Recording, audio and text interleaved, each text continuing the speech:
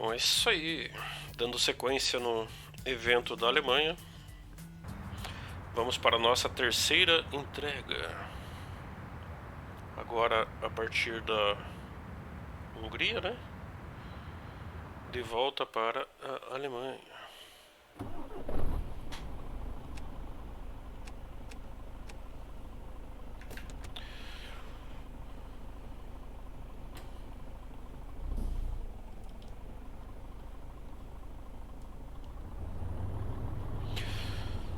Partindo aqui bem de manhãzinha, bem bacana.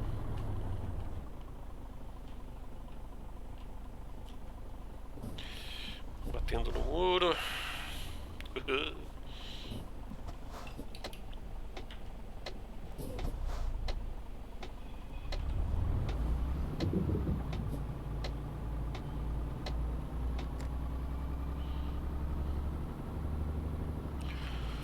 Bem tranquilo, iniciando mais um dia de trabalho.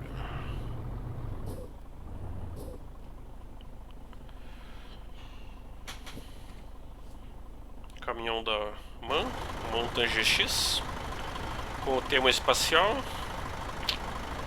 pinturinha espacial nova. Tem os badulaques espaciais aqui também. Depois eu mostro melhor.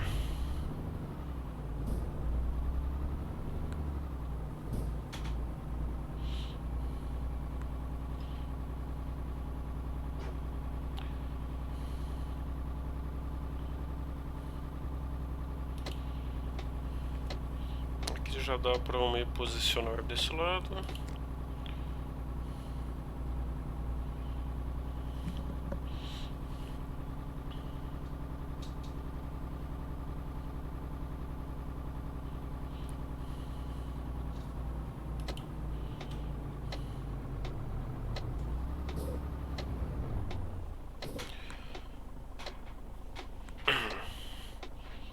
Aqui, ó, o detalhe do ônibus espacial e o astronautazinho decorando o nosso caminhãozão. Bem bacana.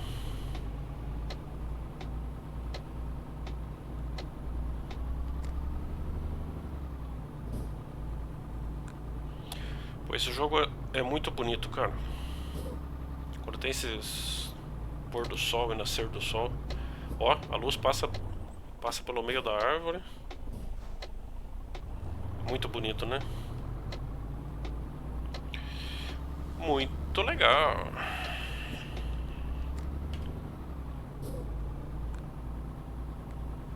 Muito bacana.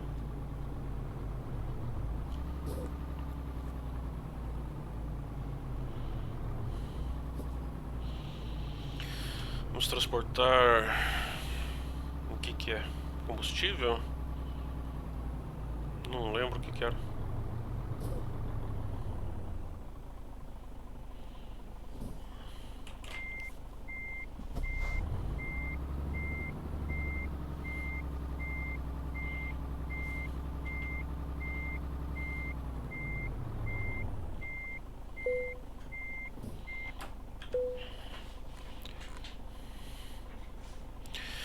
Engatou a carga. O que é carga?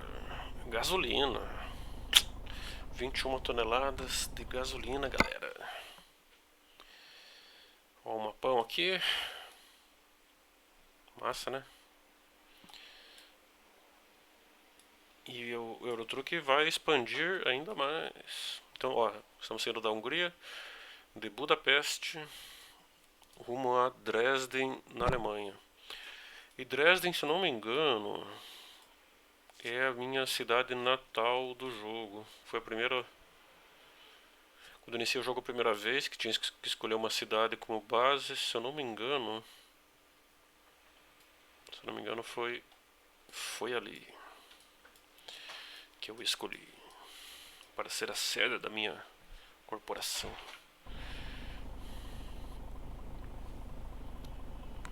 Tô na dúvida se coloco alguma radiozinha para ouvir ou não.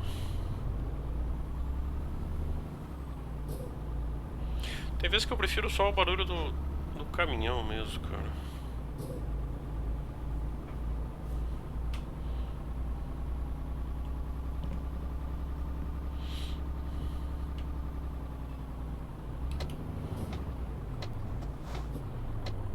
Tudo certo.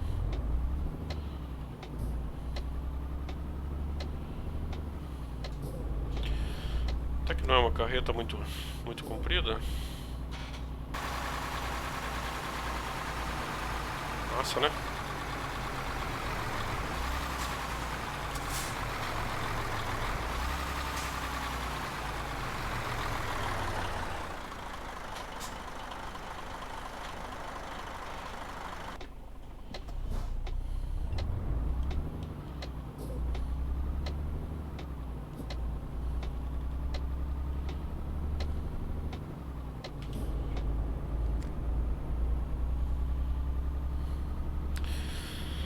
Cara, esse jogo ou simulador, né?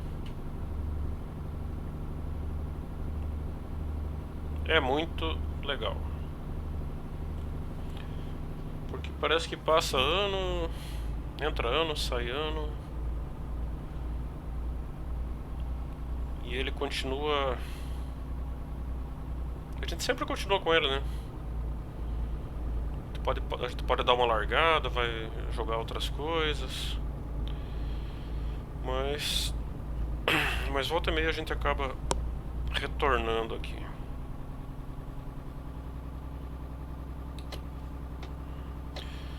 E de vez em quando tem alguma novidade também, né? Eu não sou muito de mexer com mods. Eu já não tenho tanto saco. Eu até do céu pra cá, eu até ando mexendo com mods, mas é mais pra jogos antigos. Principalmente FPS antigo. Quake 1, Quake 2, Doom. Aí eu comecei a dar uma pesquisada e aplicar alguns mods. Agora aqui no Eurotruck e tal, eu não acabo não explorando muito isso. Porque pra fazer isso consome um certo tempo, né? Tem que pesquisar quais mods que são legais, que prestam, né, para serem usados. Eu acho que para mod também teria que manter um perfil separado também, para não misturar com esse perfil principal.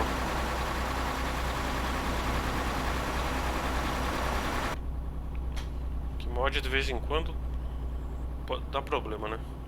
Ou então aquela, né? O jogo atualiza, daí o mod ainda não atualizou, daí se for usar o mod da pau, aí tem que desativar, daí o jogo dá uns avisos também. Aí sei lá, eu acho meio sacal de ficar gerenciando isso.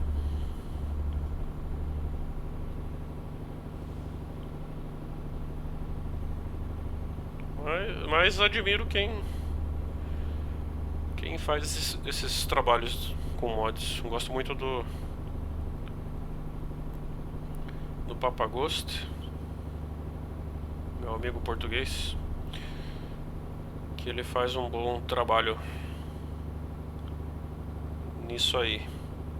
Mods de caminhão, mods de mapas. Ele tá sempre brincando lá.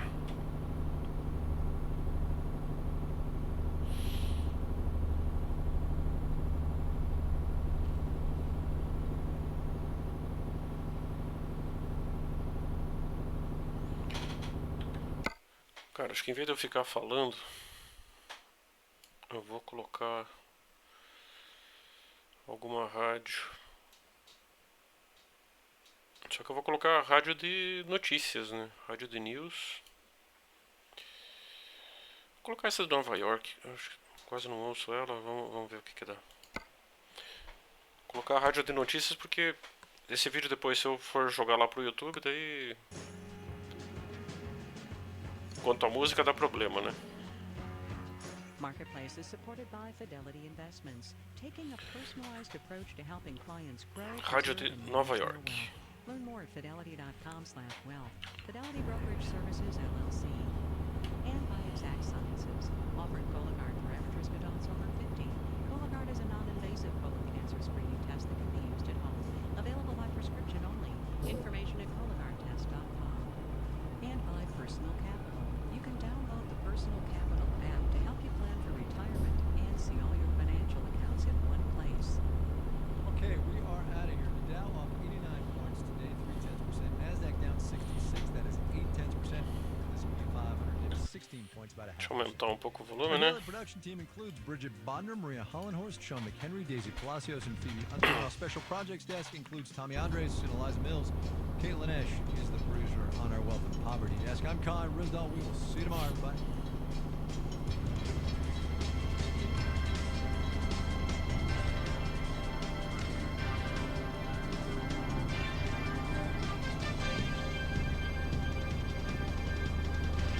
This is APM. Support for WNYC comes from the New York State Health Department, alerting overseas travelers to measles outbreaks in many countries, including those in Europe. Very young children and many adults may need another dose of vaccine. health.ny.gov/travel. You're listening to WNYC. Coming up next, it's All Things Considered. And later, WNYC's Monday evening lineup begins at 8 with America on the Line. In the midterm elections, slavery is on the ballot. So is marijuana, hunting, and voting rights. There are more than 150 initiatives on ballots in 38 states. And guest host Brian Lehrer focuses on some of the most controversial ones. Then On Being has an unusual conversation with two political pundits on contrasting ends of the U.S. political spectrum. It's our Monday evening lineup. It starts tonight at 8 on WNYC.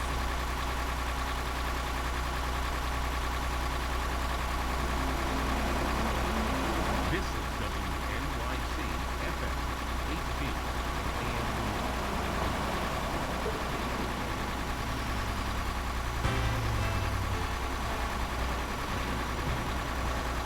President Trump spent the day visiting areas hard hit by Hurricane Michael. Just 3 weeks before midterm elections, it took him to states with tough races. I'm Jamie Floyd. This is All Things Considered on WNYC. Now that Brett Kavanaugh is on the U.S. Supreme Court, Republican Senator Ben Sasse is opening up on the Me Too movement. The Me Too movement doesn't belong to Republicans or to Democrats. The Me Too movement belongs to women who are having the courage to come forward and say, this is wrong. More from Sasse on the new political divisiveness coming right up. Plus, President Trump spoke with the King of Saudi Arabia about missing journalist Jamal Khashoggi. And Sears filed for bankruptcy. So what does that say about the ways in which consumers are shopping now? We'll find out. Live from NPR News in Washington, I'm Jack Spear. President Donald Trump and First Lady Melania Trump surveyed hurricane damage in Florida and Georgia today in the wake of Hurricane Michael. Trump flew over some of the most heavily damaged areas in a helicopter. Robins Air Force Base in Georgia, the president praised FEMA Director Brock Long for the job his agency is doing. I want to just commend you on the job you're doing. We just left Florida, and they're so thrilled with what's happened with our people, our talent. But they're not thrilled about this hurricane because this was brutal. They haven't seen anything like it, and possibly there hasn't been anything like it. The wind's almost 200 miles an hour, just white houses of wind. Florida Panhandle took a direct hit last week from the hurricane, with maximum sustained winds of 155 miles an hour. Hundreds of thousands of homes and businesses in Florida and Georgia are still without power. Only 17 people died in the storm, and more remain unaccounted for. More than 150,000 people are without power in Florida's Panhandle. WFS News Sean McHenry reports that the recovery efforts reflected in snapping on Monday. Distribution sites for food and water. Crossroads County Charter School in Dixon, Florida, outside Tallahassee, remains closed, but students and teachers are registered. Meals are offered.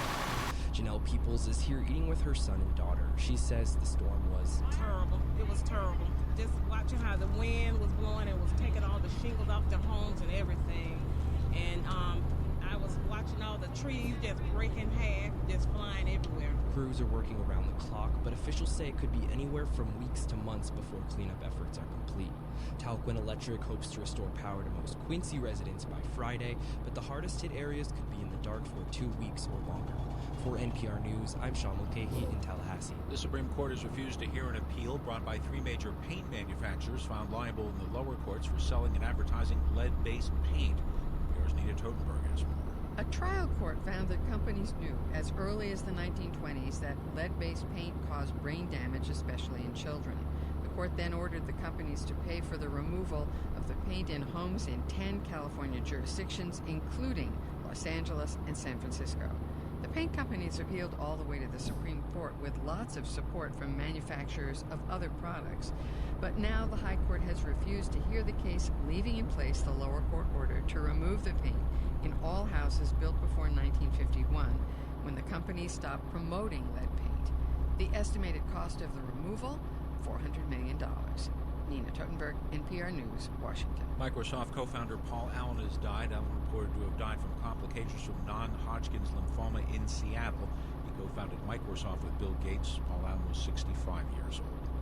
On Wall Street, the Dow was down 89 points. You're listening to NPR. This is WNYC in New York. I'm Jamie Floyd. More than 100,014 students in New York City schools were homeless at some point during the last year. WNYC's Marella Ivarak has more. Nearly 3% more students lived in shelters or doubled up with friends or relatives compared to the previous year.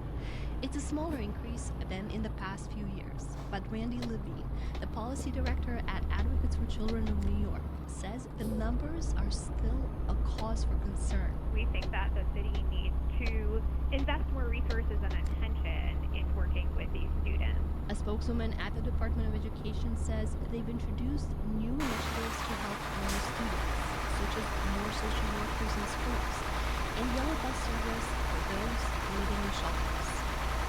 In New Jersey, the governor for a woman went public with claims of being assaulted by a campus staffer last year. Governor Phil Murphy says he's asked a former state Supreme Court justice to investigate. This will be a real investigation designed to uncover the truth of what happened wherever it leads. We're not playing politics.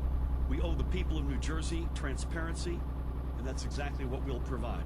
The woman, Katie Brennan, told the Wall Street Journal she complained to local and state police as well as campaign staff, but got nowhere. Her alleged attacker, Albert Alvarez, resigned from his state job earlier this year, but denies the allegations. And when a new bus line goes across the former Tappan Zee Bridge next month, the brand new vehicles will have bells and whistles. The Hudson Link line will open on October 29th with Wi-Fi, free Wi-Fi, USB charging ports, and real-time traffic information. The service will be operated by a private company. The adult fare will be $2.75. The news comes years after transit advocates fought for it, after Governor Cuomo removed dedicated bus lanes and Metro North tracks from the original plans for the bridge.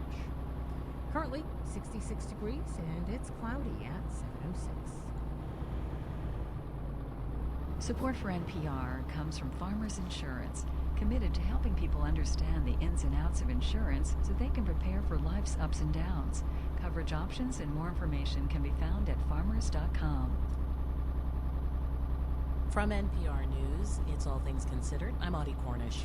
And I'm Mary Louise Kelly. The Trump administration is being drawn ever more deeply into the mystery of Jamal Khashoggi's fate. Khashoggi was last seen entering the Saudi consulate in Istanbul earlier this month.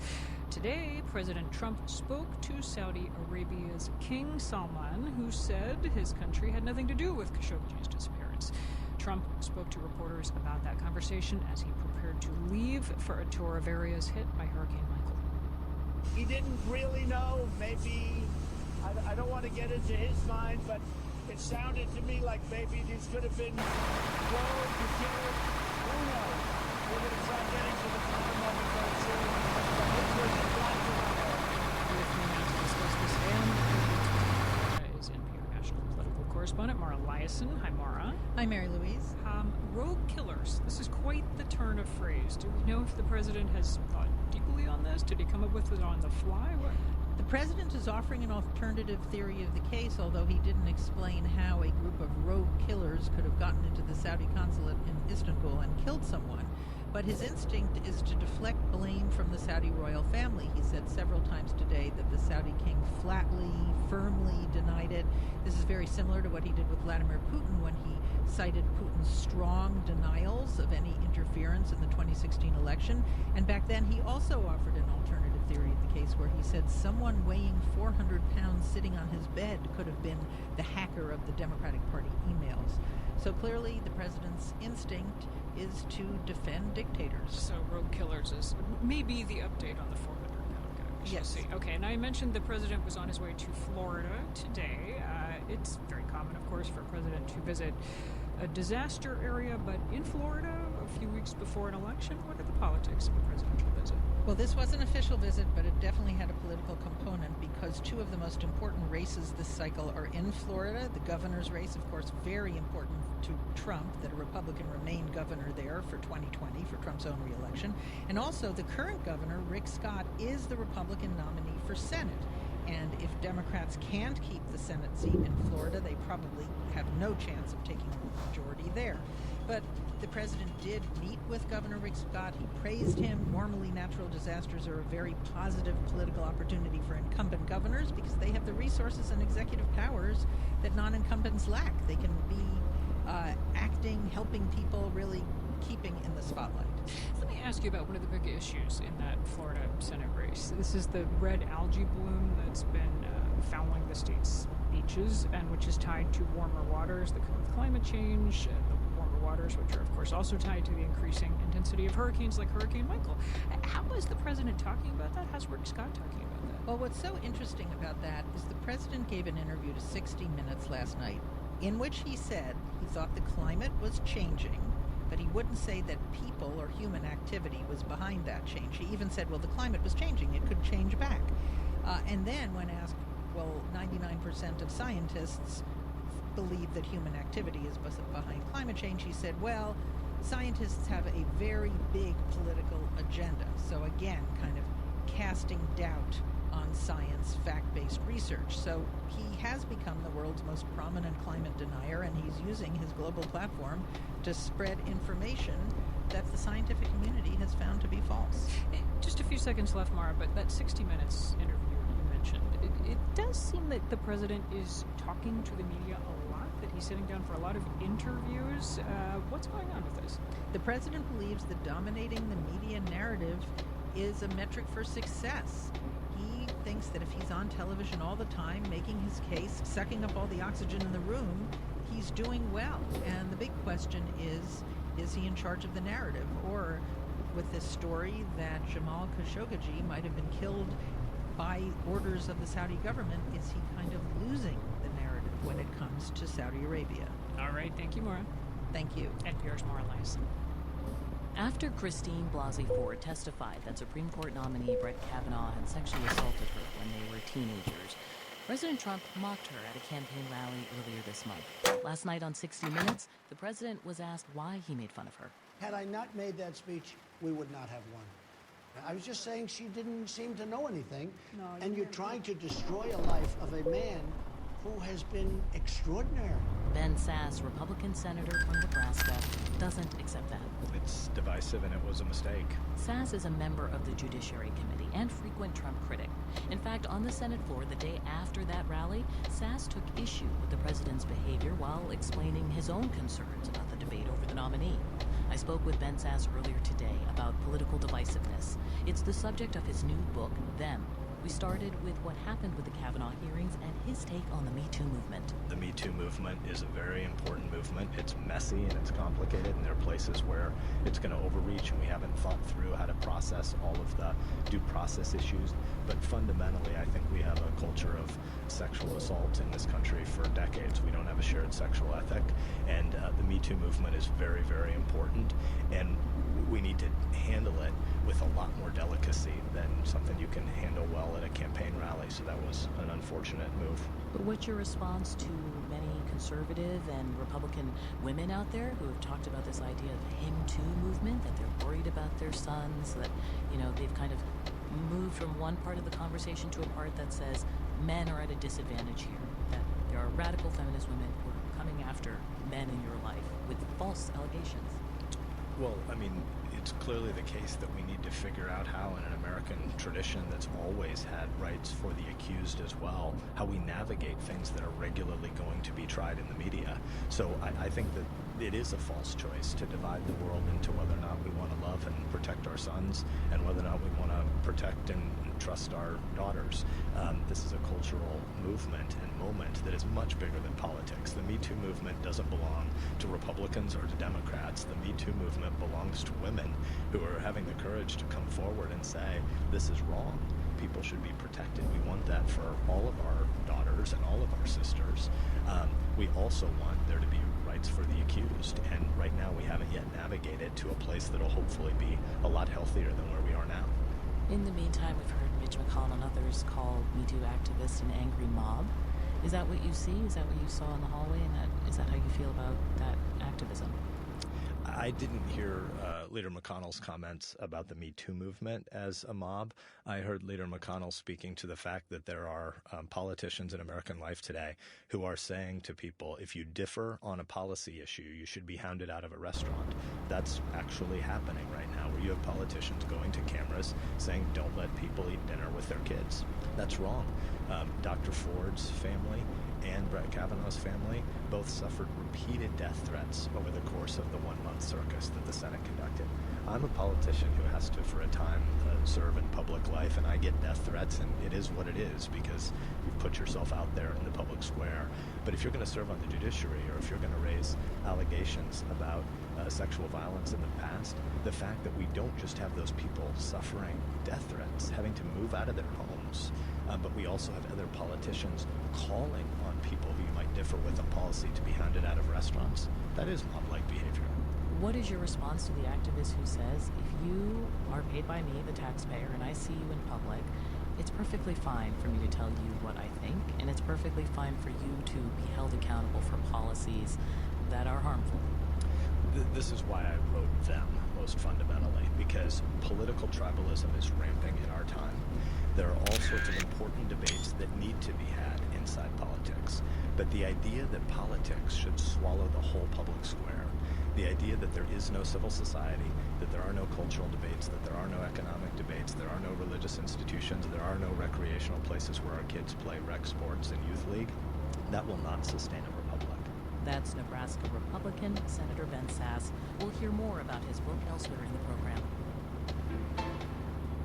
To Nicaragua now, where it has been nearly 6 months since political turmoil erupted. Protests against proposed changes to Social Security pensions morphed into a full-scale revolt against the government of President Daniel Ortega. The government recently declared protests illegal and now is clamping down hard on anti-government activity. Maria Martin reports. On Sunday, a new opposition coalition called the Unidad Nacional Azul y Blanco, the Blue and White National Unity, gathered on the Camino al Oriente in Managua for a march to demand government reforms, calling for the Ortega government to return to the national dialogue. The group was relatively small, as the repression against protests has been increasing. Still, hundreds of heavily armed SWAT team forces showed up and dragged protesters on the ground and shoved them onto police trucks, as a video taken at the event shows.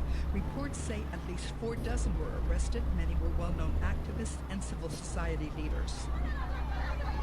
Meanwhile, at the Augusto Sandino Airport, 2 well-known Nicaraguan human rights leaders, Aide Castillo and Lottie Cunningham, were pulled off their planes and detained by immigration authorities. The Nicaraguan Center for Human Rights reported Castillo was taken to the prison known as El Chipote, where many political prisoners are held and where there have been reports of torture. After being interrogated, Cunningham was allowed back on her flight.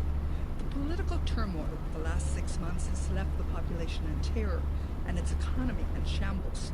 One Nicaraguan, a small business owner, is too scared to go to the protests and would only identify herself as Coco for fear of retribution. You know what is happening now? If anybody who is opposing just by words, just expressing that they disagree with the government, they can be threatened and put in jail. They're organizing by neighborhoods to threaten people around. It's really tough now. The head of the Organization of American States, Luis Almagro, condemned the repression. Human rights groups say at least 300 Nicaraguans have been killed and many more injured, the majority by government forces, since this country's political turbulence began on the 18th of April. For NPR News, I'm Maria Martin. You're listening to All Things Considered on WNYC. In prisons across the United States, women are disciplined more often than men, almost always for low-level, nonviolent offenses. That's the finding of an investigation by NPR and the Medill School of Journalism at Northwestern University. We'll take a closer look at the study and the consequences coming up next. Stay tuned. WNYC is supported by the new Cisco WebEx meetings, providing integrated audio, video, and content sharing for businesses of every size. More at cisco.com/ChooseWebEx. John Theurer Cancer Center at Hackensack University Medical Center, part of the Memorial Sloan Kettering Hackensack Meridian Health Partnership. Learn how John Theurer Cancer Center is pioneering the possible at jtcancercenter.org. WNYC is a media partner of the International Human Rights Art Festival, presenting Shalom Salam, exploring connections between Jewish and Muslim practitioners through comedy, music, theater, literature, and dance. October 22nd, ihraf.org. WNYC's Fall Pledge Drive starts on Wednesday, and we need your help right now to start strong out of the gate. If we raise $600,000 by 7 p.m. on Wednesday, we'll unlock an additional $100,000 donation from an anonymous donor. The challenge kicked off on Saturday, and we will only succeed in getting the head start we need with your donation right now. Call 888-376-WNYC or go to WNYC.org. And thanks. President Trump says he's spoken with Saudi Arabia's King Salman about missing journalist Jamal Khashoggi. The Saudis are denying any involvement as the investigation continues. Tomorrow Morning Edition will explore what the incident could mean for U.S.-Saudi relations. Join us for that story and the information you'll need to start your day. Tomorrow on Morning Edition, right here on WNYC. Support for NPR comes from WNYC members and from the Brown University School of Professional Studies, with executive master's degrees for mid-career professionals in the fields of business, cybersecurity, healthcare, and science and technology leadership. brown.edu/NPR. And T. Rowe Price, offering a strategic investing approach that examines investment opportunities firsthand. Institutions, advisors, employers, and individuals choose T. Rowe Price. T. Rowe Price. Invest with confidence. It's All Things Considered from NPR News. I'm Mary Louise Kelly. And I'm Audie Cornish. We're spending a few days looking at a striking disparity in prisons across the United States. Women are disciplined more frequently and often more harshly than men. That's the finding of an investigation by NPR and the Medill School of Journalism at Northwestern University. NPR's Joseph Shapiro and reporter Jessica Popovac found that women are punished disproportionately for minor infractions. Those violations can have major repercussions, like the loss of good conduct credits or solitary confinement. Here's Joe. We collected data on prison discipline from 15 states. In all but 2, women get disciplined at higher rates than men. What's most striking is that women get punished far more for minor violations of prison rules, at rates we estimated often 2 to 3 times higher for what prisons classify as smaller infractions. Petty stuff. You can get written up for not closing your doors. You get written up for jumping on the phone without permission, or if you just want to just fix your room up nice and just take some Kool-Aid and dye your pillowcase, you get written up for that. That's Victoria Williams, an inmate at the Central California Women's Facility in Chowchilla, California. You get written up for going out of bounds in somebody else's room or out of bounds in the hallways. It's just basically everything you get written up for. Our numbers showed that in California, women compared to men get twice the disciplinary tickets for disobeying an order, and more than twice as many for what's called disrespect. In Vermont, we've disciplined women are more than 3 times as likely to get in trouble for making what's called code comments. In Rhode Island, more than 3 times kids for disobedience. Those tickets have consequences. Women lose good conduct credits. They can have time added to their stay in prison, or lose foreign visitation privileges, or go to solitary confinement. In Rhode Island, women were more than 3 times as likely as men to end up in solitary confinement for disobedience. Prisons were built for men, and the rules for discipline were set up to control those men. Deanne Banos says those rules don't work very well with women. You walk through a woman's prison, and it's a profoundly different experience. We met Banos on a day she was visiting Logan Correctional Center, a women's prison in Illinois. Several years ago, Banos was a top official in the Illinois Department of Corrections. Now she works with prisons as a consultant. She helps them address that problem of why women in prison get disciplined more. Women are more communicative when you walk through a prison. They're more emotional. They want to talk to you. They want to talk about their children. They want to talk about their experiences. 2 years ago, Banos helped conduct an audit of that women's prison in Illinois and found that women prisoners were disciplined almost twice as often as men for all offenses, big and small, but almost 5 times more likely to get in trouble for a lesser offense called minor insolence. And they also really, if they see an injustice with another woman in a prison or something that happened, they want to fix it. Like, they want to be the mom that's going to come in and mediate between people and fix a problem. Banos told us she likes it that women prisoners are this way. But she said many corrections officers, and often even in a women's prison, most of them are men, say they hate it. The first thing that they'll tell you is these women are so difficult. Gosh, they're a pain. I would rather work anywhere but here. They always want to talk to you. They won't take no for an answer. Corrections officers are trained to keep control. They expect women to be compliant. If the women push back, that's where those disciplinary tickets for insolence come in. 2 women we met in Illinois told us they'd been written up some years ago for an infraction called reckless eyeballing. While women get more tickets than men, certain women get the most tickets of all. Women with mental illness, those who are lesbian, bisexual, or transgender, African American women, especially for those lesser, nonviolent offenses. Like me cursing a guard out because they said something to me that I didn't like, or yeah, stuff like that. Tatiana Williams was 19 when she went to prison in Illinois after repeatedly missing her court-ordered 9 p.m. curfew at her foster care facility. In prison, after a fight with an inmate, Williams was charged with hitting an officer who tried to stop it.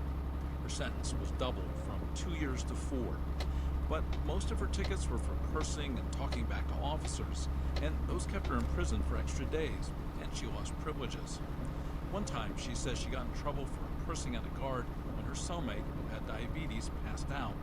Williams thought the officer was too slow to help. Williams says the hardest thing was when she lost her phone privileges, and she couldn't call her son. He was a baby when she went to prison. He was growing up without her. It was sad because I missed those years. Like, I missed when he was 2, 3, 4, and 5. He's 9 now. But Tatiana Williams says that time separated, often not even able to talk to him on the phone, makes it hard to be a parent now. Even to this day, I still got to deal with the consequences of missing out on those years that I missed. It's hard right now to this day. Because, like, I still understand some people. My family and all that stuff. More than half of women in prison are the mothers of children under the age of 18. One common punishment at that Illinois prison was that women lost good payment credits. 1 year alone, 2015, women lost 93 years of those credits. That's 26 days of prison after each woman. That's an average. Many women had no days added, but some ended up with months, even a year or more of extra time. A small number of states, including Illinois, are trying to change this. They're trying what's called gender-responsive corrections practices. It's built around the idea that women are in prison for different reasons than men, that they respond differently in prison, and that prison rules need to recognize those differences and be less punitive. Scenario is, offender got in trouble, offender found out that she has no phone right now. At that prison in Illinois, a trainer at the front of a classroom tells tells corrections officers to think through the different pressures in a woman's life. And she needs to see what's going on with her son because she just found out he's kicked out of school, right? How can we help her deal with this moment? With phone privileges revoked, all she can do is write a letter home or to her son's school. It's a reminder to the corrections officers that tickets, even ones for lesser offenses, can have significant consequences. Reporter Jessica Popovac met officers at that training. They didn't want to give their names. They said the gender-responsive approach makes sense to them, but that many of their co-workers are much more skeptical. I was open-minded. I heard a lot of things, but... What'd you hear? Stupid. Yeah. Worthless. Wasn't gonna work. Yeah, hug-a-thug was big. Hug-a-thug. That's a derogatory way of saying it's letting the inmates run the prison. We wrote letters to some of the women at that Illinois prison. One woman who wrote back said that since the training started, she's not seen much difference. She said corrections officers, both the men and the women, are disrespectful and cruel. And this is a quote, "They're on a power trip. They call us bitches, hoes. They try to provoke you. If you say anything back, they send you to segregation for threats and intimidation." The number of women in prison is rising, but still there are only about 7% of the prison population nationwide. So it's hard to get prison officials to make their problems a priority, like the heavy punishment of women for those lesser violations of prison rules. Joseph Shapiro, NPR News.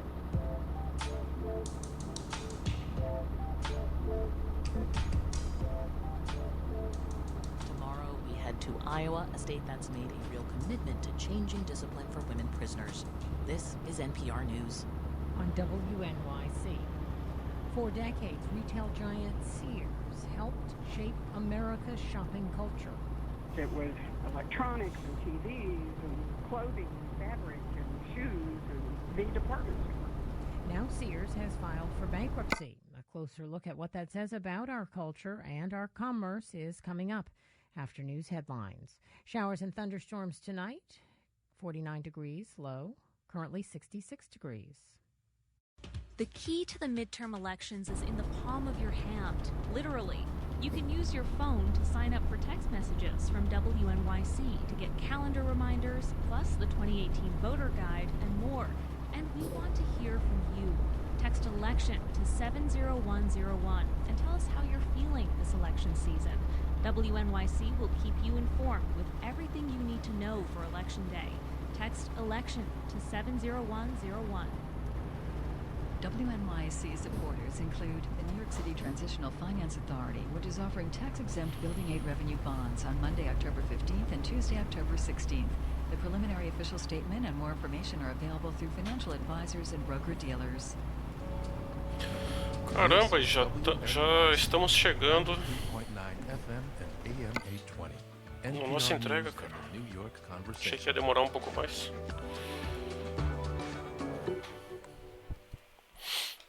Live from NPR News in Culver City, California, I'm Dwayne Brown.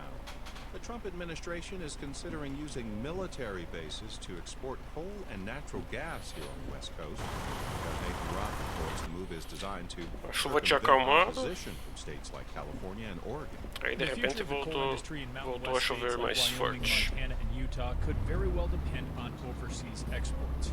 That's why lawmakers from those states and coal companies have been lobbying for West Coast export terminals for years. The problem is West Coast states, Oregon, Washington, and California don't want those export terminals at all. The reasons are both political and practical. The Trump administration is looking for ways around that, and in an interview with the Associated Press, Interior Secretary Ryan Zinke suggested using military bases, naming one in Alaska specifically. A spokeswoman for the Interior says it should come as no surprise that the administration is putting a number of options on the table. Nathan Rott, NPR News. After losing many of its customers to online retailers like Amazon, Sears, once the largest retailer in the country, is filing for bankruptcy protection. It may be the last chance for the 125-year-old Chicago-based company to stay alive. Here's how President Trump reacted to the news. You look at that whole filing that they did last night. To me, it's very sad. Somebody that is of my generation. Sears Roebuck was a big deal, so it's very sad to see. Sears has lost more than $10 billion since 2012. The company's debts are in the billions of dollars. Its parent company, Sears Holding, has closed more than 700 Sears and Kmart stores over the last 2 years. Under bankruptcy, the company will shutter another 142 stores before the end of this year, but says it will get the financing to keep about 500 more stores open through the critical holiday shopping season and beyond. You're listening to NPR News. This is WNYC. I'm Jamie Floyd.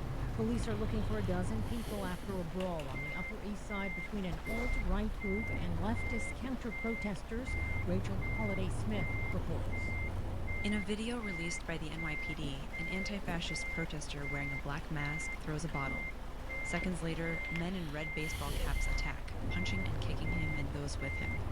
It's a clearer picture of what happened Friday after the controversial leader of the Proud Boys. Aqui sinto muito, mas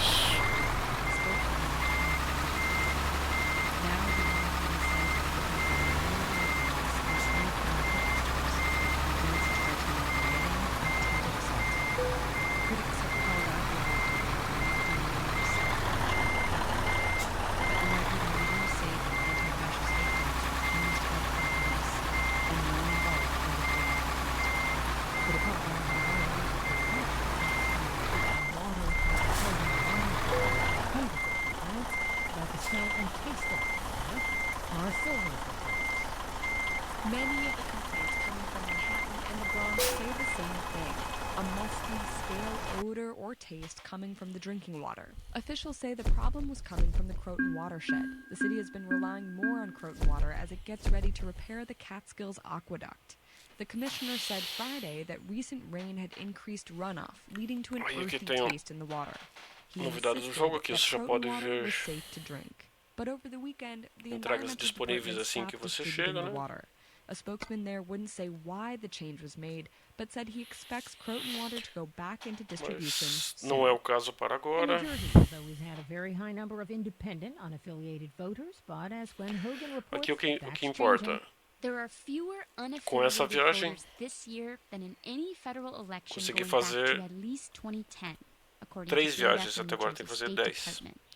Meanwhile, the Tem que number ser of 10 registered viagens voters has gone up, de and so has the ou number para of voters a in Alemanha, both major parties. Democrats have added over de ou para 400,000 new voters 10 since países 2010, and diferentes. Republicans another 200,000.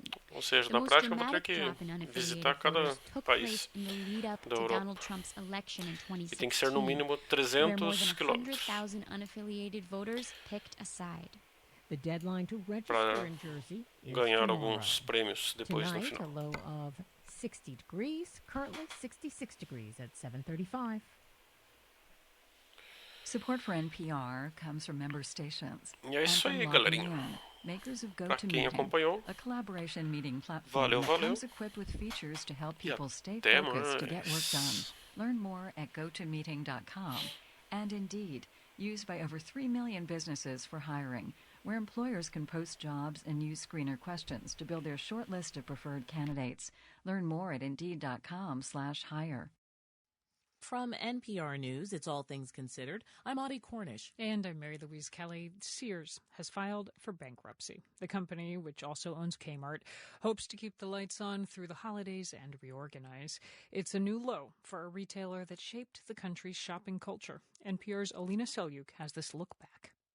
In the black and white photo that Gail Reese sent to me, she's about 4 years old. It's 1955. She's wearing a swing skirt with suspenders, looking up shyly at Santa Claus at the hottest store in town, Sears. It was the store. We had Sears and we had Penny's. Reese's father, John Daniel Reese, worked for Sears for 20 years in Tyler, Texas. He joined after World War II, when department stores in smaller towns were still mainly downtown on Main Street. Back in the day, in the 50s, early 60s, all we had was downtown, and that was Sears. It was electronics and TVs and clothing.